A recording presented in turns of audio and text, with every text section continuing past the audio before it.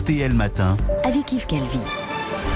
Il est 7h44, excellente journée à vous tous qui écoutez RTL. Benjamin Sportou, je recevais donc ce matin le député de la Somme, député France Insoumise, François Ruffin. Bonjour François Ruffin. Bonjour. Merci d'être avec nous ce matin sur RTL. Alors hier, Jean-Luc Mélenchon a promis, s'il devenait Premier ministre, de passer le SMIC à 1500 €. C'était 1400 il y a à peine quelques jours. Et vous voulez indexer les salaires sur l'inflation. Ce serait, je l'ai dit, du jamais vu depuis 1983. Est-ce qu'à force de promesses, le risque c'est de ne plus y croire à vos promesses?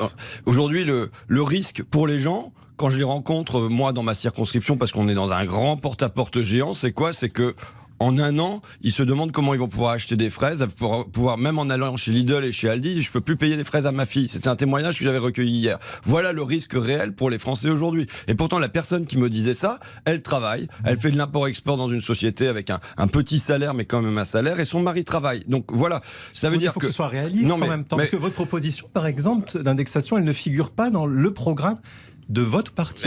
Je suis là pour continuer à apporter des idées, compte bien même je suis dans le parti La France Insoumise et j'en assume le programme. Mais aujourd'hui, il faut comprendre ce qu'on a. On a une inflation qui est maintenant structurelle. C'est pas un truc conjoncturel lié à la crise en Ukraine, on l'avait déjà avant. Et pour moi, c'est assez largement lié à la crise environnementale, dont j'espère qu'on dira un mot tout à l'heure. Les économistes sont pas tous d'accord sur le fait écoutez, que moi je suis d'accord avec moi-même et je sais qu'aujourd'hui on a une inflation qui est structurelle, était déjà là avant la crise en Ukraine et je peux vous dire qu'elle va durer cette inflation-là. Qu'est-ce qu'il faut faire face à ça? Il faut que les minima sociaux, il faut que les petites retraites et il faut que les salaires, au moins jusqu'au niveau médian, soient indexés sur l'inflation pour pas se voir gruger en permanence. Que choisir à évaluer la perte de pouvoir d'achat pour les ménages français en moyenne à 2000 € sur un an. 2000 € perdus par ménage français en moyenne sur un an. Et vous voyez, comme vous avez cité la date de 1983, qu'est-ce qui s'est passé en 1983? Alors là, je vous montre une courbe, mais nos auditeurs ne pourront pas l'avoir. Qu'est-ce qui plonge de 10 points à ce moment-là? C'est les salaires. Qu'est-ce qui monte de 10 points à ce moment-là? Ce sont les dividendes. Parce que vous m'invitez au réalisme. Mais on pourrait demander aux actionnaires français d'être réalistes. Là, ils se versent des dividendes comme ils ne s'en sont jamais versés. Les 5 premières fortunes françaises ont vu leur fortune tripler sous le mandat de Macron. La véritable inflation, elle est là. Et le réalisme accepte. Mais vous n'avez pas réussi à convaincre Jean-Luc Mélenchon de cette proposition, puisqu'il l'a pas inscrit. Donc lui aussi doit trouver que c'est pas vraiment réaliste. Mais écoutez, il y a des étapes. Là, on a une augmentation à 1500 € sur le SMIC. Moi, ce que je dis, c'est que même au-dessus du SMIC, il y a des gens qui voient leur pouvoir d'achat être grugé. Et donc, j'invite la société à réfléchir à des solutions d'adaptation dans la durée. Qu'est-ce que ça veut dire? Ça veut dire que là, dans le programme de la France Insoumise, il y a le blocage des prix, qui est une nécessité au présent. Ça se fait au présent. Mais pour adapter la société dans la durée, on ne va pas s'en sortir avec soit du blocage des prix, soit du côté Macron, des petits chèques qu'on remet, des petites primes permanentes.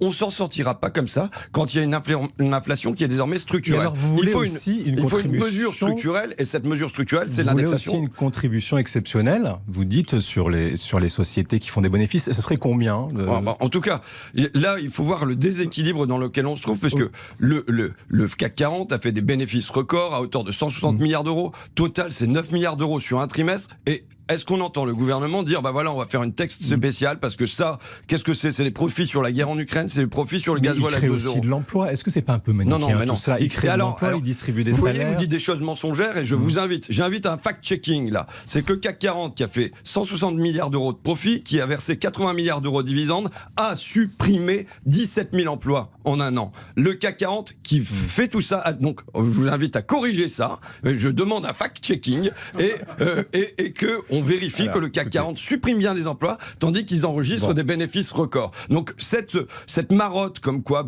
ils font des bénéfices, c'est bon, ça ruisselle pour tout le monde. Non, ça ne ruisselle plus. Peuvent être aussi soumis à interprétation si les miens, vous pensez, le sont également. Et ça ruisselle pas en particulier vers les petites entreprises, vers les sous-traitants. On attend aujourd'hui la nomination d'un Premier ministre ou d'une Première ministre. Est-ce que c'est important qu'il y ait une femme à Matignon pour vous? Écoutez, s'ils cherchent une femme de gauche avec beaucoup de guillemets pour mener une politique de droite, j'en vois pas l'intérêt.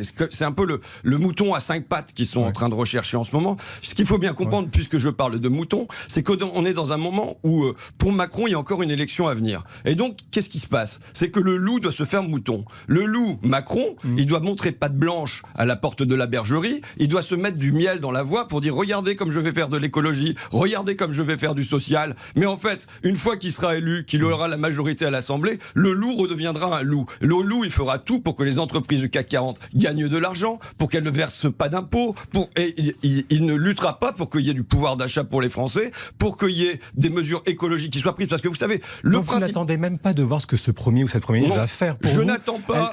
Pour vous, c'est une opposition de principe. Je n'attends pas. Ça sera un collaborateur de M. Macron, comme il s'est essuyé les pieds généralement sur ses premiers ministres. Donc c'est pas ça qui va changer la donne. La donne, c'est on a le président Macron. Et vous savez, le grand sujet qui devrait être dans la campagne aujourd'hui, pour moi, le grand sujet tragique pour vos enfants et pour les miens, c'est que en Picardie, ça fait 3 mois quasiment qu'il n'a pas plu. En tout cas, qu'il pleut nettement moins qu'auparavant. Et ça, c'est vrai pour tout le pays.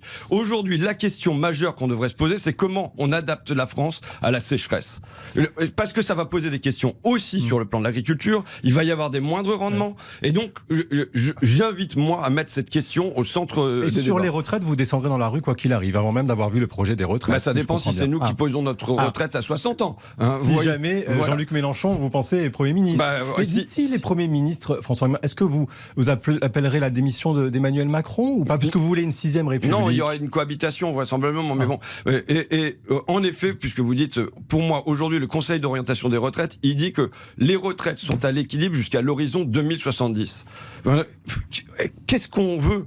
Moi, ce dont je rêve, c'est d'un équilibre écologique qui soit garanti pour nos enfants jusqu'à l'horizon 2070. C'est garanti sur les retraites. Franchement, le sujet n'est pas là d'aller pinailler sur ce que je rencontre moi chez moi au quotidien. C'est des gens qui sont entre le plus d'emploi à 60 ans, parce que la moitié des Français ne sont plus en emploi à 60 ans, et cherchent à avoir de l'invalidité, qui vont pas bien, qui sont dans des métiers difficiles et qui touchent toujours pas leur retraite. Et donc, ils se retrouvent à vivoter avec du RSA et compagnie. Autre sujet d'actualité, aujourd'hui, le conseil municipal de la ville de Grenoble doit délibérer sur le port du burkini dans les piscines, une autorisation demandée par le maire vert Éric Piolle. La gauche, les insoumis sur place sont divisés. Vous êtes pour ou contre? J'en ai vraiment rien à secouer. Alors pourquoi le maire de Grenoble le fait? C'est son problème. Et c'est moi le règlement des piscines municipales à Grenoble, si vous voulez, quand je vois... Oui, mais là, le burkini, c'est pas. Est-ce que le burkini doit être autorisé? C'est une conception de la laïcité quand même. Moi, je vous dis, vous esquivez quand même. Mais c'est pas que j'esquive, c'est que j'en ai rien à secouer. Ce que je vous assure, c'est que quand je vois la situation du pays et la situation des gens dans mon coin, il n'y a pas une seule personne qui va me parler du règlement des piscines municipales de la ville de Grenoble. Donc vous dites à Éric Piolle, oublie. Qui se débrouille. C'est pas mon problème. C'est pas la priorité des gens. Moi, quand j'entends les gens dans mon coin, je vous assure que la question, c'est pas le règlement des piscines municipales. Et je vous dis que pour moi, la question, c'est est-ce qu'il y aura de l'eau dans les piscines municipales à Grenoble et ailleurs? Et voilà l'enjeu. Comment on va gérer la crise hydrique qui est à venir? François, puisqu'on parle des femmes, Taha Bouaf a retiré sa candidature après des accusations de violences sexuelles. Il devait être votre candidat à Vénissieux.